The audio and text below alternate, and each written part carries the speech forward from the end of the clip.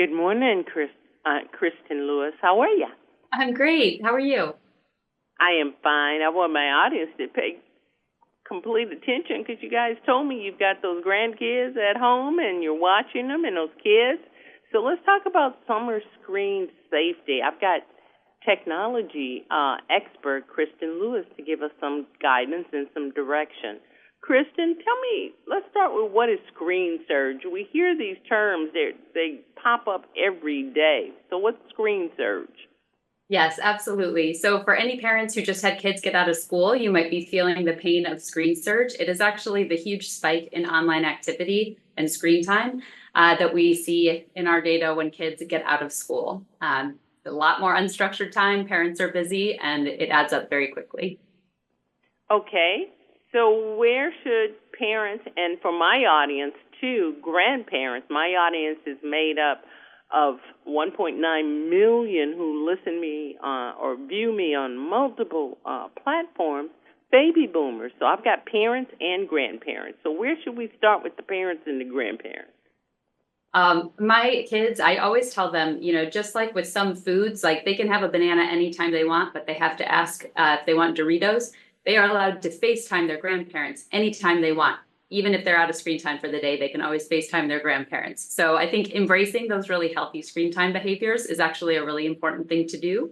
But if you are, a parent or grandparent who's, with, your kids or teens during the summer days, setting some boundaries for how much time are you going to allow them to be online, making sure that there's sort of times of day that everybody is off of their devices and, has some space for making real human connection. It's just really important to kind of create those healthy habits and have kind of open conversations about that as a family. Okay.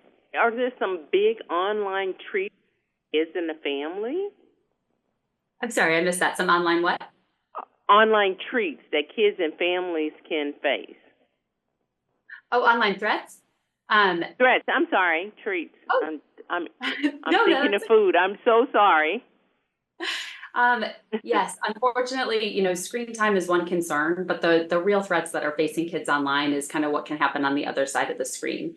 So there are a huge and rising number of online predators that target kids.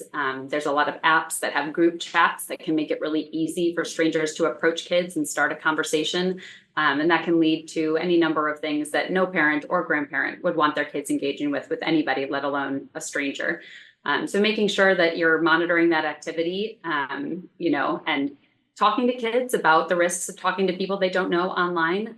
For a lot of kids, they literally don't know, and they think that these are nice people reaching out, on some video game. So making sure that there's no stigma between having those conversations and making sure that the child knows that they can ask you questions if they don't know if something's okay or not. All of that can be really helpful.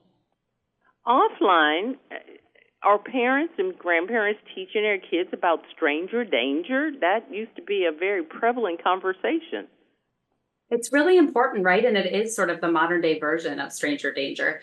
I show my 8-year-old scam texted messages that I get on my phone all the time, and I make him guess, like, is this something I should respond to? Do you think this is real?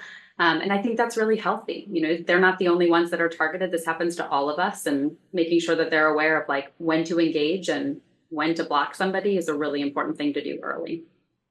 I like your method. That's really good. Tell me about digital burnout. Digital burnout, you can probably relate to this, but when you are online for, and it's different for everybody, but you can start to see a kid kind of withdraw, right? So they've been scrolling for so long, you can start to see signs of anxiety, the typical things that they like to do, the things they like to do outside, they might show less interest in those things. All of these can be signs that, they need a bit of a detox. They need to get off their phones. My mom used to say when we were little, the time to turn off the TV, she would say, your brain is turning into guacamole. And I say that to my kids now. So it doesn't have to be this big, heavy thing, but I think just noticing those signs early and giving the kid something fun to do is really important, just to kind of break that cycle and make sure they're getting a good balance of online and offline time. And finally, are there any tools available for parents to help their children in their digital wellness? There definitely are. So, there's tools that help you set screen time limits and kind of monitor how kids are doing with that. It helps you block inappropriate content. Those are really important sort of foundational things for any parent that's looking to kind of create and manage those boundaries. At Aura, we also focus on sort of how do we help the family create more connections around just digital behavior. So we do a lot of analysis, and we have a clinical team who can really help draw some important insights for parents around, hey, these types of activities are actually, disrupting your kid's sleep at night. And, here's what you can do about it. So for any parent who's kind of looking to understand, not just how do I set limits, but like, how do I make sure my kid is okay? And how do I, intervene effectively without invading their privacy? There's some really helpful tools that you can find on aura.com for those types of questions as well.